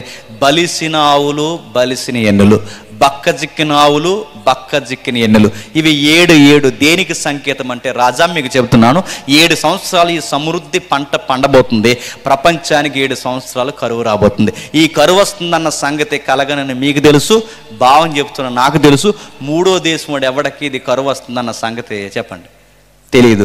మనం సరిగ్గా ఈ సంగతిని మనం దృష్టి కేంద్రీకరించి ఈ 7 సంవత్సరాల ధాన్యాన్ని మనం గుడాంస్ కట్టి వాటిని నిల్వ చేయగలిగితే, సరిగ్గా ప్రపంచానికి కరువు వచ్చిందన్న టైంలో ఒక ప్రకటన, ఒక అడ్వర్టైజ్మెంట్ ఇద్దాం మనం, ఐగుప్తిలో ఆహారం దొరుకుతుంది, ఈ వార్త కరువు దేశాలకు పాగుతాయి, వాళ్ళ వస్తువులు తెస్తారు, మన దగ్గర ధాన్యం కొంటారు, ప్రపంచానికి 7 సంవత్సరాల కరువు, అదే 7 సంవత్సరాల ఐగుప్తి టర్న్ ఓవర్ మారిపోతుంది. ప్రపంచానికి కరువు వస్తుందన్న సంగతి 3వ దేశానికి తెలియదు కనుక మీరు జాగ్రత్తగా మీరు మెయింటైన్ చేయగలిగితే ప్రపంచానికి 7 సంవత్సరాల కరువు వస్తుంది. అదే కరువు టైంలో మన ఐగుప్తి దేశానికి అధిక లాభాలు వచ్చాయి. అనుకున్నట్టుగానే కరువు వచ్చింది. ఆ వచ్చిన కరువు ప్రపంచ దేశాలను తాకడమే కాదు, వాగ్దాన భూభాగాన్ని కూడా తాకేసింది. ఆ వాగ్దాన భూభాగం పేరు మనకు తెలుసు, కానాను భూభాగం. ఎప్పుడైతే కానాను భూభాగాన్ని కరువు తాగుతుందో, ఆ కరువు తాగుతున్నప్పుడు అక్కడ ఎవరున్నారు? యాకోబు, ఈ 11 మంది అన్నయ్యలు ఉన్నారు. ఎప్పుడైతే ఉన్నారో వీళ్ళందరూ మాట్లాడుకుంటున్నప్పుడు యాకోబు గారు అన్నారు, రే మీ ముఖం నేను చూసి నా ముఖం మీరు చూసే కన్నా ఐగుప్తీలో ఆహారం దొరుకుతుందంటే వెళ్ళి తీసుకురండి అని ఇద్దరి మధ్య డిస్కషన్ జరిగినప్పుడు మాసిన గడ్డాలతో మాసిన వస్త్రాలతో ఐగుప్తి వచ్చారు. ఎవరు? ఈ 11 మంది అన్నయ్యలు. బాగా వినండి, 12వ అధ్యాయం వెనకాల ఏం జరుగుతుందో చూస్తున్నాం. ఎప్పుడైతే వీళ్ళు వచ్చారో, వచ్చిన తర్వాత సరిగ్గా సింహాసనం మీద కూర్చున్నాడు యోసేపు. ఆ సింహాసనం మీద కూర్చుంటే వీళ్ళు గుర్తుపట్టలేకపోయారు. ఎందుకంటే రంగు మారింది, డ్రెస్ కోడ్ మారింది, లాంగ్వేజ్ మారింది, ఏజ్ మారింది, అన్నీ మారాయి. ఈ 11 మంది గుర్తుపట్టలేకపోయారు. కానీ ఆ 11 మందిని ఈయన మాత్రం గుర్తుపట్టాడు. వాళ్ళు మాత్రం గుర్తుపట్టాడు, వీళ్ళు గుర్తుపట్టలేకపోయారు. ఎందుకంటే అవి మరిసిపోయే మొక్కలు కాదు, గుర్తున్నాయి. ఎప్పుడైతే వాళ్ళు గుర్తుపట్టాడో, గుర్తుపట్టి వాళ్ళతో చిన్న గేమ్ ఆడాడు. ఆ గేమ్లో అడ్డంగా దొరికాడు. ఎందుకంటే వాళ్ళకి ఒక లెసన్ నేర్పించాలనుకున్నాడు. ఎందుకంటే కొన్నిసార్లు తప్పేంటో ఎత్తు చూపిస్తే కానీ తెలియదు. ఎత్తు చూపించాడు, చెప్పాడు. ఎప్పుడైతే అడ్డంగా దొరికాడు, రాజా అది కాదంటే, నేను రాజుని కాదు, అధికారిని కాదు, నేను ఎవరో తెలుసా? మీ తమ్ముడిని. తమ్ముడు నువ్వు ఇంకా బతుకున్నావంటే ఆ రోజు ఏం జరిగిందని వివరణ ఇవ్వబోతున్నాయి. మీరేం చెప్పకండి, ఆ రోజు ఏం జరిగిందో నాకు మొత్తం జ్ఞాపకం ఉంది. మీరు కీడు చేసిన అసలు బాధపడదు. ఎందుకంటే భవిష్యత్తు ఎరిగిన దేవుడు, కరువు రాబోతుందని ముందే ఎరిగిన దేవుడు, ఇశ్రాయేలుకి అన్నం పెట్టడానికి దేవుడు, ఈ మేలు జరిగించడానికి కీడుని మేలుగా దేవుడు నా జీవితంలో మార్చాడు. ఆ రోజు మీరు కీడు చేయకపోతే ఇంత మేలు జీవితంలో జరగదు. కనుక ఇదంతా దైవ సంకల్పం అని నేను నమ్ముతున్నాను. మీ తప్పేమీ లేదు. అసలు నాకు ఏ వివరణ ఇవ్వకండి. అయినా తమ్ముడు, నేను ఈ రేంజ్లో సెటిల్ అయిన తర్వాత మీరు కూడికి, నీడకి, బట్టకి ఏడవడం నాకు అస్సలు ఇష్టం లేదు. మొత్తం తట్టా బుట్టా సర్దుకుని మన ఐగుప్తి వచ్చేయండి అన్నప్పుడు మొత్తం 70 మంది బయలుదేరారు. ఆ 75 కలిపితే 75 మంది ఐగుప్తిలో ఇశ్రాయేలు టీం ఫామ్ అయ్యారు. సరిగ్గా బాణం అంతా నడుస్తుంది అన్నప్పుడు యోసేపు, యాకోబుల యొక్క జీవిత సరళి పెరుగుతూ ఉండగా ఇశ్రాయేలు సంఖ్య కూడా పెరిగిపోయింది. ఎంతగా పెరిగిపోయిందంటే ఐగుప్తీల అసూయపడంత జనాభా పెరిగిపోయారట. ఐగుప్తి ఆశ్చర్యపడంత జనాభా ఎప్పుడైతే పెరిగారో ఐగుప్తీలు టెన్షన్ అయిపోయారు. అరే మనకన్నా బానిసలు ఎక్కువైపోతున్నారు, మన సంఖ్య తగ్గిపోతుంది, వీళ్ళు ఎలాగ వదిలేస్తే రేపు పొద్దున వీళ్ళు ఏమైపోతారంటే ఐగుప్తి వీళ్ళ వశమైపోద్ది, మనం మాత్రం వీళ్ళకి బానిసనం అయిపోతాం. అందుకే మనం ఏం చేద్దామంటే వీళ్ళ సంఖ్యను తగ్గించడానికి మగపిల్లలను చంపేయడం కొత్త జీవో జారీ చేస్తే సరిగ్గా జీవో టైంలో పుట్టిన వ్యక్తే చెప్పండి మోసే పుట్టాడు.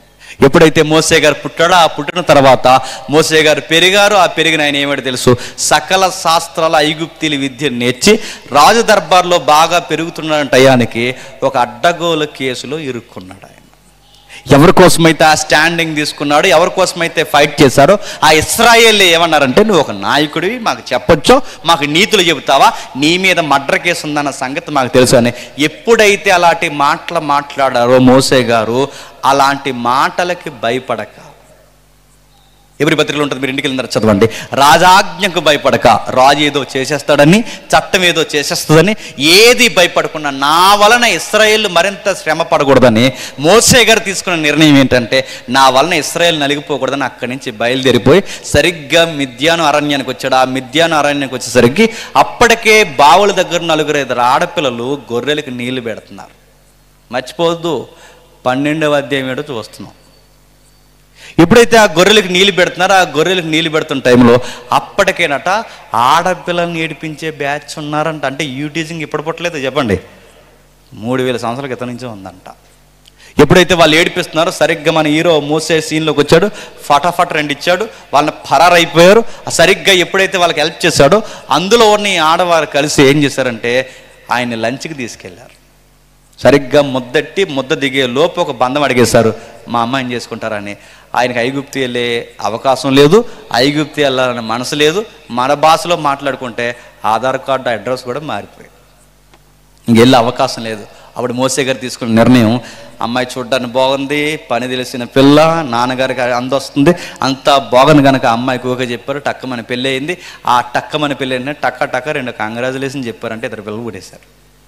ఆ 2 పిల్లలు ఎప్పుడైతే పుట్టారో చక్కటి ఉద్యోగం ఉంది, చక్కటి భార్య ఉంది, అందమైన ఇల్లు ఉంది, అర్థం చేసుకునే మామున్నాడు, టయానికి ఇంటికి వచ్చేసి సొంత కంపెనీ ఉంది. అంతా బాగుంది, బాగా నడుస్తుందన్న సమయానికి, సరిగ్గా బాగా నడుస్తుందన్న సమయానికి సొంత కంపెనీని మెయింటైన్ చేస్తున్నారంటే ఆ రోజుల్లో అది కంపెనీ అంటే ఆ గొర్రెల కంపెనీ. అది ఒక విధంగా చెప్పాలంటే మామయ్య గారి కంపెనీ. ఈ కుర్రోడు ఎలా ఉంటాడంటే మగపిల్లలు అంటే ఎలా ఉండాలో అలా ఉంటాడు. ఎందుకంటే ఈయన కూర్చుని తినే రకం కాదు. కొంతమంది మగాళ్ళకి పని పాట ఏముందండి, ఆడవాళ్ళు కష్టపడుతుంటే మగవాళ్ళు ఇంటి దగ్గర ఉంటారు. ఇదేం బుద్ధో అర్థం అవుతుంది. కొంతమంది మా సైడ్, మీ సైడ్ ఎలా ఉందో నాకు తెలియదు కానీ వీళ్ళని కొవ్వైడ్ పంపించి వీడి లింగి కట్టుకుని బుల్లెట్ వేసి తిరుగుతుంటాడు. నేను అడుగుతున్నాను, ఆడవాళ్ళు కష్టపడితే మగవాళ్ళు తినడం ఏంటండి? నేను అడుగుతున్నాను, మగ లక్షణం మ్యాన్హుడ్ అంటే చెప్పిన మగాడు కష్టపడాలి. మగ లక్షణాల్లో ఒక లక్షణం అది, మగాడు కష్టపడాలి. ఆడవాళ్ళు బయటికి వెళ్ళి కష్టపడడం ఏంటి? మగాడు కష్టపడాలి. కొంతమంది చేతగాను అల్లుళ్ళు ఏం చేస్తారు తెలుసా? ఇదిగో ఇలా అంటారు, ఏమంటారంటే, వెళ్ళి మీ నాన్న ఒక 1,00,000 తెమ్మా, వెళ్ళి మీ నాన్న ఒక 10,000 ఇమ్మనంటే నువ్వు అడిగినప్పుడు 1,00,000-10,000 ఇవ్వడానికి మీ మాంగరే అని బిల్గేట్స్ అనుకుంటున్నావా? అంత డబ్బు ఉంటే నీకెందుకు చేస్తారు? మోసే ఎలాంటి వాడంటే తిని కూర్చునే అల్లుడు కాదు, తిని కూర్చునే రకం కాదు. మోసే ఎలాంటి వాడంటే ఇదిగో మామకి, ఇంటి వారికి, తనకి ఉపయోగపడి పని చేస్తాడు. బయటికి వెళ్ళాడు. ఆ గొర్రెల్ని ఇప్పటివరకు ఆడపిల్లలు మేపితే ఎప్పటి నుంచి ఎవరు మేపుతున్నారు చెప్పండి? మోసే మేపుతున్నాడు. సరిగ్గా గొర్రెలు మేపుతున్న టైంలో 40 ఏళ్ళు దాటిన తర్వాత దేవుడు వచ్చి అన్నాడట, మోసే నువ్వు ఉండాల్సింది ఎక్కడ కాదు, నువ్వు చెయ్యాల్సింది ఇది కాదు, అసలు నువ్వు ఫ్యామిలీ మ్యాన్గా కాదు, నువ్వు ఉండాల్సింది వారియర్వే, బయటికి రా అన్నాడట. రా ఐగుప్తి ప్రభుత్వాన్ని వ్యతిరేకించడానికి నువ్వు బయటికి రా మోసే అంటే మోసే రకరకాల కారణాలు చెప్పాడు. నాకు నత్తొచ్చింది, సరిగ్గా మాట్లాడలేకపోతున్నాను, ఏవేవో కారణాలు చెప్తాప్పుడు దేవుడు అన్నాడు, నత్తోడినైనా గట్టోడినైనా ఎవరినైనా పుట్టించి వాడుకునేది నేను గనక రా, నువ్వు మొత్తం అన్నీ మానేసి రా అంటే అన్నీ పక్కన పెట్టి తప్పక మనసు ఒప్పక వచ్చి నిలబడితే ఆ నిలబడిన సందర్భమే చెప్పండి నిర్గమాకాండం 12వ అధ్యాయం. ఆ నిలబడిన వాడు ఏం మాట్లాడతాడు? మోసే ఒక మాట చెప్తున్నాడు వినండి.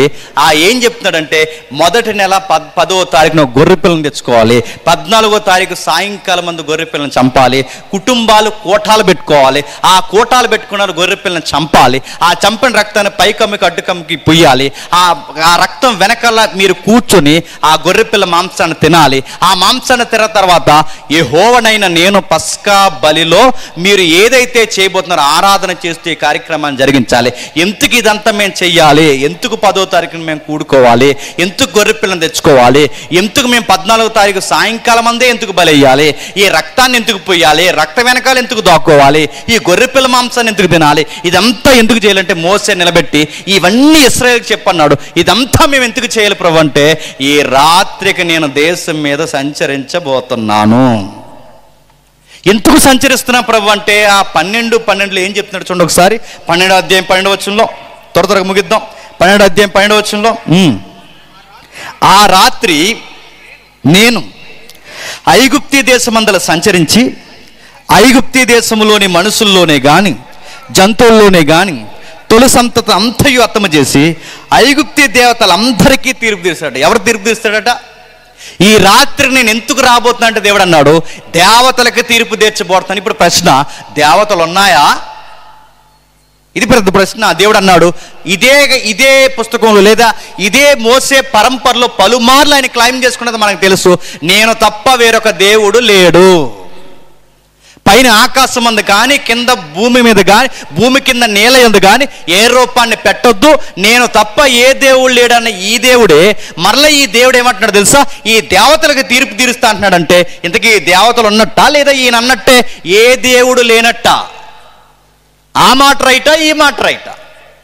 ఈ మాట రైట్ అయితే ఆ మాట తప్పవ్వాలి, ఆ మాట రైట్ అయితే ఈ మాట తప్పవ్వాలి. ఈ రెండిట్లో అడుగుతున్నాడు, ఏదో ఒకటి రైట్ అయితే 2 మాటలు చెప్పే బైబిల్ని మనం నమ్మొచ్చా?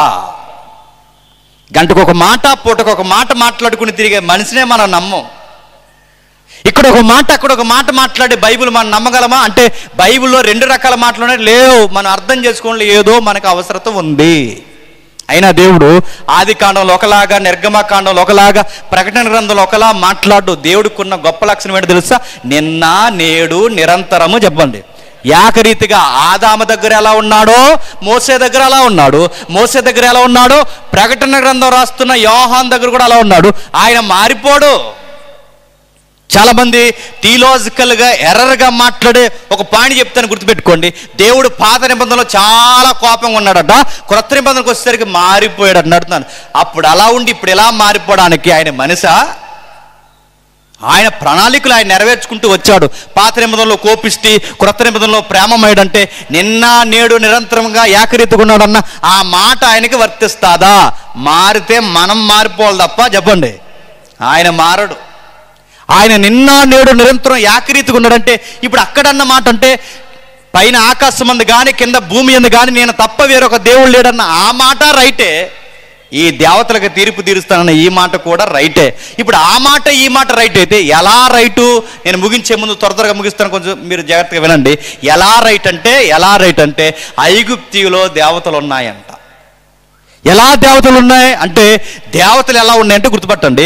ఐగుప్తి దేవుళ్ళు అని గూగుల్లో కొట్టండి, ఐగుప్తి దేవుళ్ళు అని యూట్యూబ్ని అడగండి, ఐగుప్తి దేవుళ్ళని ఇప్పుడు వచ్చిన ఏ టెక్నాలజీ వాట్సాప్లో ఒక రింగ్ తిరుగుతుంది, ఎలా అక్కడ టైప్ చేసి అడగండి. ఐగుప్తి దేవుళ్ళు అంటే ఎలా ఉంటారంటే, సగమేమో మనిషి సగమేమో జంతువు. ఈ సగము మనిషి సగం జంతువుతో మిళితమైన పెద్ద ఆకారాన్ని పెట్టి పూజలు చేసి అవి చేసి ఇవి చేసి దేవుడా రా రా అంటే ఆ ఆకారం వెనకాలకి దేవుడు రాలేదంట. మరి దేవతలుగా దేవుళ్ళుగా, బాగా విన్నాడు, దేవతలుగా దేవుళ్ళుగా అంటే దేవతలు కాదు, దేవుళ్ళు కాదు, కానీ దేవతలుగా దేవుళ్ళుగా పూజ కొట్టే ఏవో ఆకారాల్లోకి వచ్చాయి. అంటే లిటరల్గా ఏదో శక్తి వచ్చిందని కాదు, కానీ దాని వెనకాల బినామీగా వీటిని ముందు పెట్టి పనిచేస్తున్నవాడు ఎవడో ఉన్నాడు. ఆడొచ్చాడు ఐగుప్తి. ఆడ ఐగుప్తిలో వాడు ఉంటే ఏమైంది? అక్కడ హత్య చేసినా తప్పు కాదు, వ్యభిచారం చేసినా తప్పు కాదు, అబద్ధాలు ఆడినా తప్పు కాదు. ఒక మనిషికి ఎప్పుడు భయం వస్తా చెప్పినా, వాడి నమ్మే దేవుడు సరైనోడైతే ఆడికి కూడా భయం ఉంటుంది. నువ్వు నమ్మే దేవుడికే నైతికత లేకపోతే భక్తుడికి నైతికత ఉండడం అనేది అసాధ్యము. ఏడబ్ల్యూ టోజర్ ఇంగ్లీష్ ఎవాంజలిస్ట్ ఇలాగ అంటాడు ఆయన. ఒక వ్యక్తిని వాడు నమ్మే నమ్మకాన్ని బట్టి వాడేంటో చెప్పొచ్చట, వాడేంటో చూసి వాడు నమ్మే దేవుడు ఎలా అంటాడో చెప్పొచ్చట. అంటే నీ నమ్మకాన్ని బట్టి నీ ప్రవర్తన ఉంటుంది, నీ దేవుడిని బట్టి నీ వ్యక్తిత్వం ఉంటుంది, నీ దేవుడి మీద ఉన్న నమ్మకాన్ని బట్టి నీ జీవితం ఎంత దుర్భరంగా ఉందో చెప్పొచ్చట. మీకు ఇంకా బాగా అర్థం కావాలంటే ఐగుప్తులైనా ఎక్కడైనా మీరు చూడండి, ఆకారాలను ముందు పెట్టి బయట చేస్తున్న పనుల దగ్గర మీరు చూడండి, అక్కడ దేవుడు ఉన్నాడా లేదా దయ్యం ఉందా మీకు తెలియంటే ఒక్కటే ఒకటి గుర్తు, దేవుడు ఉన్న దగ్గర ఏముంటుందో తెలుసా? విలువలు ఉంటాయి. దయ్యాలు ఉన్న దగ్గర ఏముంటుందో తెలుసా? నైతికత లేని నీచమైన పనులు ఉంటాయి. మీ ఉదాహరణ చెప్తాను వినండి. మా ఊర్లో 8 డయాసులు, ఇలాంటి డయాసులు వేసి మొత్తం పిలిచి ఊరు వాడ పబ్లిసిటీ చేసి మొత్తానికి ఒక ప్రకటన ఇచ్చి, నా చిన్నప్పుడు కూడా చెప్తున్నాను, మొత్తానికి ప్రకటన ఇచ్చి 8 డయాసులు వేసి ఆ 8 డయాసుల మీదకి ఆడవారిని పిలిచి నగ్నంగా నృత్యాలు వేయించి భయంకరమైన అశ్లీలత ఆ రోజు ప్రపంచాలు లేదా మా ఏరియాకి మా సమాజానికి చూపిస్తుంటే, ఏంట్రా ఇదని అడిగిన తర్వాత మాకు చెప్పిన సమాధానం ఏంటో తెలిసిన? ఆరాధన అంటది. నేను అడుగుతున్నాను, ఆడ మగ కానోళ్ళని తీసుకొచ్చి దేవుడు పేరు మీద నృత్యాలు చేయిస్తుంటే దాన్ని ఏమంటారు? గంజాయిలు, ఏవైతున్నా భయంకరమైన మత్తు, భయంకరమైన గుడుంబ లాంటి వాటిని తాగి తందనాలాడితే ఏమంటారు? ఇలాంటి విషయాలు మాట్లాడుతుంటే ఏమంటారు? దేవుడు ఉన్న దగ్గర నడుతున్నాను, నైతికత ఉంటుంది. దేవుడు లేని దగ్గర భయంకరమైన కార్యాలు ఉంటాయి. నడుతున్నాను. ఎక్కడ ఎవరైనా ఇక్కడికి వచ్చి సినిమా పాట పాడుతూ ఊరుకుంటామా? ఎక్కడ ఎవడైనా ఇక్కడికి వచ్చి బూతులు మాట్లాడుతూ ఊరుకుంటామా? నడుతున్నాను. ఇక్కడికి వచ్చి సినిమా పాటలు పాడినా ఊరుకోము. ఇక్కడికి వచ్చి నైతికత లేని మాటలు మాట్లాడిన ఊరుకోము. ఎందుకు ఊరుకోమో తెలుసా? ఎక్కడ ఇద్దరు ఆయన నామాన్ని కూడుకుంటారో అక్కడ ఎవరుంటారో తెలుసా? పరిశుద్ధ దేవుడు ఉంటాడు. ఆయన ఇక్కడ ఉన్నాడని గుర్తేడు చెప్పనా? మన మాటలు అదుపులో ఉంటాయి, మన చేతలు అదుపులో ఉంటాయి. ఈ పరిశుద్ధ దేవుడు ఎక్కడుంటే అక్కడ మన కార్యాల్లో విలువలు ఉంటాయి. ఇక్కడ దేవుడు లేడు, తందనాలు ఆడుతున్నాం, ఇక్కడ తాగి దొల్లుతున్నాం, ఇక్కడ భయంకరమైన పనులు చేస్తున్నామంటే ఇక్కడ దేవుడు ఉంటే ఆ పనులు చేస్తామా, లేదా దేవుడు పేరు చెప్పుకుని ఎవడో ఉంటే ఈ పనులు చేస్తున్నామా? చెప్పండి. ఐగుప్తులో తందనాలు, ఐగుప్తులో ఎగిర్లు, ఐగుప్తులో భయంకరమైన పనులు ఎందుకు చేస్తున్నారు తెలుసా? దేవుడు పేరు మీద ఎవడో అక్కడ తెస్టేసి కూర్చున్నాడు. ఇశ్రాయేలుకి ఇది అలవాటు అయిపోయిందంట. వాళ్ళు బయటకు వచ్చిన తర్వాత దూడను తయారు చేశారు. ఒరే, దూడను ఆరాధిస్తున్నారేంట్రా, ఎద్దును ఆరాధిస్తున్నారేంట్రా, ఈ ఎద్దును ఆరాధిస్తున్నారంటే ఏంటో వాళ్ళు ఏమన్నా తెలుసా? మేము ఆరాధించేది ఎద్దును కాదు, ఆ ఎద్దు పేరు ఏంటో తెలుసా? యెహోవా అన్నారు. ఆ ఎద్దు కాదట మరి ఎవరు? ఆ ఎద్దు పేరు యెహోవా. అంటే యెహోవాకి ఆకారం పెట్టారు. నడుతున్నాను.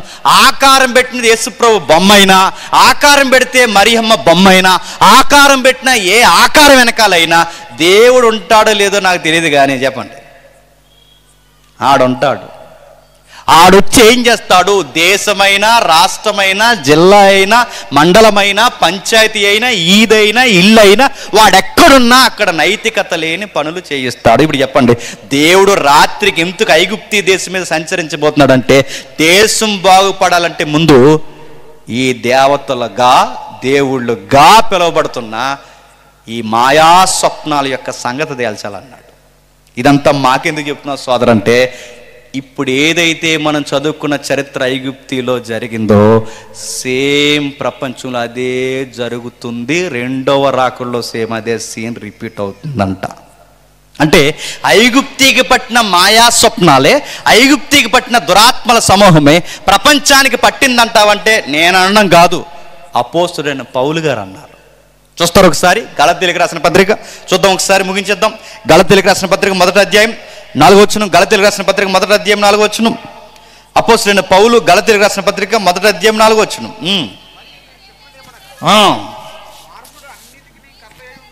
గలతీ పత్రిక 1వ అధ్యాయం 4వ వచనం.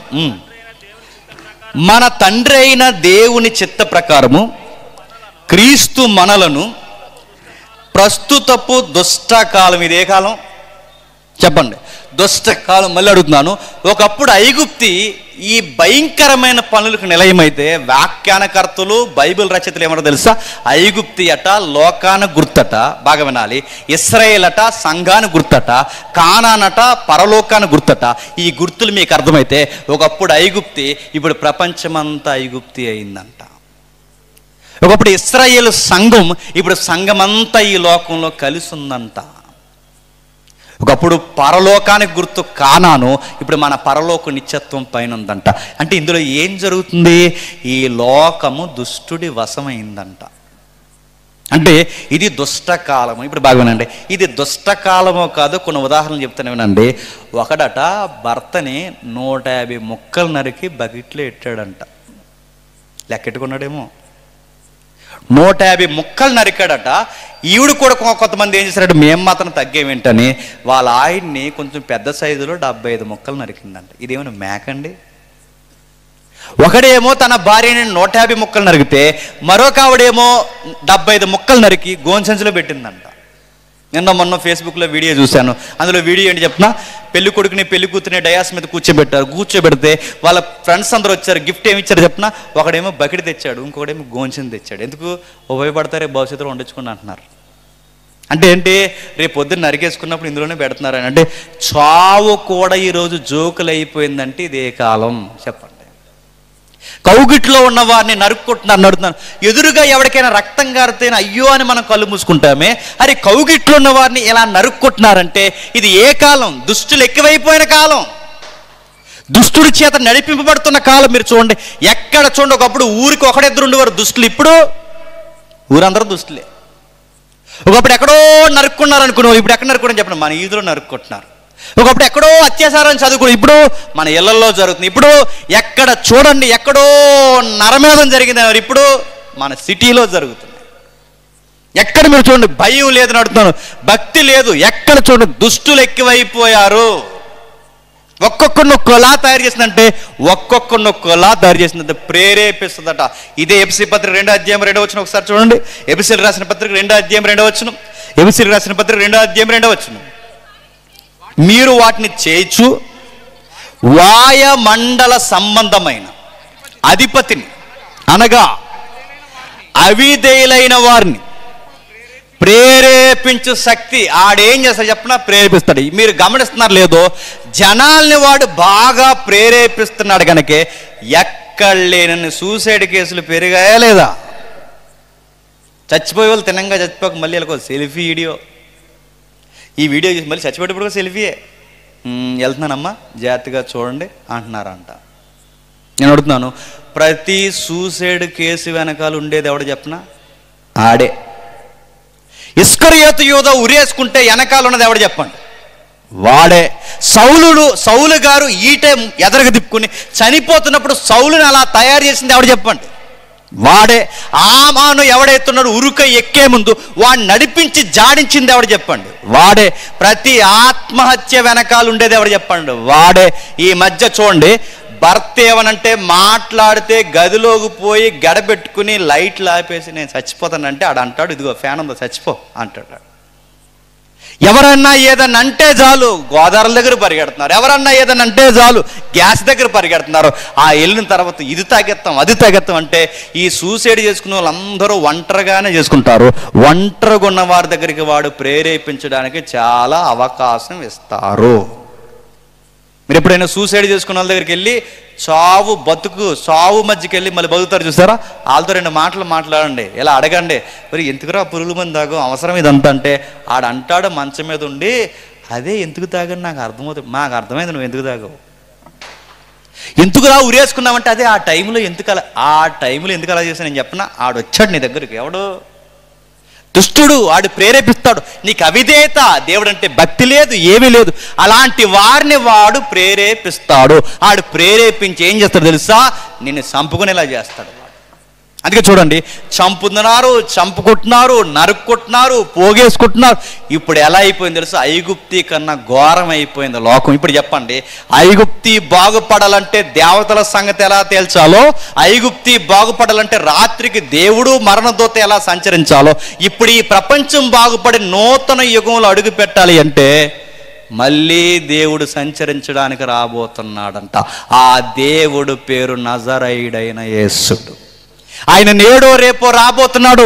ఈ ప్రపంచం మీద సంచరించడానికి కాదు, తన ఆగమన ప్రకాశము చేత దుష్టుణ్ణి బయటికి లాగడానికి రాబోతున్నాడు. సత్యమును అడ్డగించి ఆ పనికి మాలినోడు ఎవడైతున్నాడో వాడి గొంతు మీద అడిగేసి ఆ శత్రుల్ని పారదోడడానికి రాబోతున్నాడు. ఈ సమాజాన్ని నూతన యుగంగా మార్చడానికి రాబోతున్నాడు. ఆ రాత్రి వచ్చినప్పుడు దేవుడు అన్నాడు, ఐగుప్తీయులున్న దేవతలు మొక్కుతున్న ప్రతి కుటుంబంలో ఒక శవాన్ని లేపుతానన్నాడు. ఐగుప్తీయులున్న కుటుంబంలోనే కాదు, ఇశ్రాయేలీలైన మీ కుటుంబంలో కూడా ఒక శవాన్ని లేపుతాను. కాకపోతే అబ్రహాము, ఇస్సాకు, యాకోబులకి మాటిచ్చాను గనక నా నామం అవమానం పొందకుండా మిమ్మల్ని కాపాడాలనుకుంటున్నాను కనుక మీకు ఒక రాయితీ ఇస్తున్నాను. ఆ రాయితీ ఏంటంటే గొర్రె పిల్లని తెచ్చి 10వ తారీఖున తెచ్చుకుని 14వ తారీఖు సాయంకాలం ముందు దాన్ని బలేసి దాని రక్తాన్ని పూచి దాని వెనకాలకి వెళ్ళి దాని మాంసాన్ని తింటే బతుకుతారు, లేదా ఐగుప్తిలో చచ్చినట్టే మీ పిల్లల తొలి సంతానం కూడా చస్తుంది. ఇదంతా ఎక్కడ ఉంటుందంటే మీరు ఇంటికి వెళ్ళిన చదవండి, యెహెజ్కేలు 20వ అధ్యాయంలో ఉంటుంది. అంటే వీళ్ళు అక్కడ ఏదైతే చేస్తారో ఇదే వీళ్ళు కూడా అదే చేశారంటే ఐగుప్తీ చేసిన పనులే, ఐగుప్తీలు చేసిన పనులే ఇశ్రాయేలు కూడా చేశారు. సేమ్ మనం అదే చేస్తున్నాం, చేయట్లేదా? ఐగుప్తులు ఉన్నప్పుడు ఇశ్రాయేలు దేవుణ్ణి నమ్మేసేవారట, దేవతల్ని నమ్మేవారట, దేవుణ్ణి ఆరాధించేవారట, హేయ కృత్యములు చేసి ఆ పనులు కూడా చేసేవారట. మనం కూడా అంతే, ఇటు దేవుణ్ణి నమ్ముతాం, బయట మూఢనమ్మకాలను నమ్ముతాం. నమ్మం. రెండవ రాకల్లో ఎవరికి ప్రమాదం చెప్పినా అటు ఇటుగుండే బ్యాచ్ ఎవరైతున్నారో వాళ్ళకి ప్రమాదం. ఈ మాట అడుగుతాను, ఏమనుకోకండి. ఇప్పుడే నిలబెట్టి మీ మెడలు మొలలు చెక్ చేస్తే అందరికీ లైసెన్సులు ఉంటాయి. లైసెన్సులు తాయితులు ఉండవు. చాలా మంది కూడా అడుగుతున్నాను, నువ్వు దేవుణ్ణి నమ్ముతావు, ప్రేయర్ చేసుకుని మళ్ళీ ఇవే నమ్మకాలు నేను అడుగుతున్నాను. వాస్తు చూడకుండా, మూలాలు చూడకుండా ఇల్లు కట్టుకునే వాళ్ళు మనలో ఉన్న వాళ్ళు ధైర్యంగా చేయొద్దండి. డౌటే. పాస్టర్ గారు చర్చి కట్టడానికే ముహూర్తం పెట్టించడానికి వెళ్ళాడు ఒక పాస్టర్ గారు. ఇంకేమనాలండి ఆయన్ని? ఓ పెద్దమ్మ అందట, ఇదిగో పాస్టర్ గారు రేపు 11:30కే మా ఇంట్లో కార్యక్రమానికి వచ్చేయండి అందంట. పాస్టర్ గారు అన్నారట, కొంచెం ట్రాఫిక్ జామ్ అది ఉంటుంది, కొంచెం లేట్ అవుద్దామంటే నహీ జిందగీ 11:30కి వచ్చేయండి అందంట. ఏ అంటే చెప్పిందంట, ఎందుకు 11:30 రావాలమ్మని అడిగితే ఏమి లేదండి బేపనాయన ముహూర్తం 11:30కి ఎట్టాడని పాస్టర్ గారికే చెప్పిందంట. పిల్లడానికి ఆవిడకి సిగ్గులేదు చెప్పండి, నెక్స్ట్ నన్ను అడగండి. నేను అడుగుతాను, ఎంత దారుణం అంటే, అరే ఇటు ప్రార్థన నమ్మి ఇటు దేవుడిని నమ్మి ఇవే పనులు. నేను చాలా దిక్కుని చెప్పిన ఈ వర్తమానం మీకు కూడా చెప్తాను వినండి. చాలామంది మనం చూడండి, మనం హౌస్ ఓపెనింగ్ చేసుకున్నప్పుడు బయట వాళ్ళు చేస్తున్న పనులు మనం చేయట్లేదా? వాళ్ళ నమ్మకాలు, వాళ్ళ ఫిలాసఫీలు వేరు. వాళ్ళ దేవుడిని నమ్ముకున్నప్పుడు వాళ్ళకు జీవుని తెచ్చి ఆ జీవుని 4 వైపులకి తిప్పి అక్కడ ఇక్కడ తిప్పి అది అలా లోపల తిరిగితే వాళ్ళకి మంచి, అది వాళ్ళ నమ్మకం. మనోళ్ళు ఏం చేస్తున్నారు చెప్పిన, వాళ్ళేమో ఆవుని తిప్పారు, మనోళ్ళు పాస్టర్ గారిని తిప్పుతున్నారు. ఎందులో నడుతున్నాను. ఎప్పుడు చూడండి ఈ కల్చర్ ఎలా వచ్చింది, ఈ ప్రాక్టీస్లు ఎక్కడివి? ఈ 4 మూలకి ఎందుకు తిరుగుతున్నారు? కిచెన్లో తిరుగుతున్నారు, బెడ్రూమ్లో తిరుగుతున్నారు, బాత్రూంలో కూడా తిరుగుతున్నారు. ఈ మధ్య వాళ్ళు 4 దిక్కులకి ఎందుకు తిరుగుతారంటే వాళ్ళకి ఈ సైన్యం ఆ సైన్యం 4 దేవతలు వాటిని శాంతింపజేయడానికి ఆ జీవుని తెచ్చి తిప్పుతారు. అదే వాళ్ళ నమ్మకం. నడుతున్నాను. ఈ ప్రాక్టీస్ మనోళ్ళు అంటే దేవుణ్ణే నమ్ముతున్నాం అన్నాం కానీ చేసే పనులన్నీ అక్కడే చెప్పండి. ఇశ్రాయేలుకి ఎలాగే చేశారట, ఇశ్రాయేలు అలా చేసినందుకు వాళ్ళనే చంపుతానన్నాడు. ఇవే పనులు చేస్తే రెండవ రాకల్లో బాగుందండి. దేవుడికి చేసి బయటి కార్యక్రమాలు బయట చేస్తే మనల్ని కూడా తీసేస్తాం. మరి ఎలా మేము బతకాలంటే ఇశ్రాయేలీలు ఏం చేశారో చెప్పండి, బతకడానికి మనం కూడా అదే చేయాలి. ఏం చేశారో గొర్రె పిల్లని తెచ్చుకున్నారు చెప్పండి, దాని రక్తాన్ని పూసారు, ఆ వెనక్కి వెళ్ళి దాని మాంసాన్ని తిన్నారు. సేమ్ మన కుటుంబాలతో మనం అది చేయాలి. ఇప్పుడు నేను అడుగుతున్నాను, మమ్మల్ని ఏం చేయమంటావు అన్నా అని మీరు అడిగితే పస్కా చేయమని అంటలేదు. పస్కా కన్నా గొప్పది ఒకటి మనం చేస్తున్నాం, చెయ్యాలి. ఏం చేయమంటారంటే వారు ఆ గొర్రె పిల్ల రక్తంలో ములిగారు, మాంసంలో చేతులు ముంచారు, బతికేశారు. నువ్వు నేను ఏం చేయాలి తెలుసా? ఇదిగో మనకు కూడా గొర్రె పిల్ల ఉందట, అది బాప్టిజం ఇచ్చి యోహాను అన్నాడు, ఇదిగో లోక పాపమును మోసుకొని పోవు దేవుని గొర్రె పిల్ల.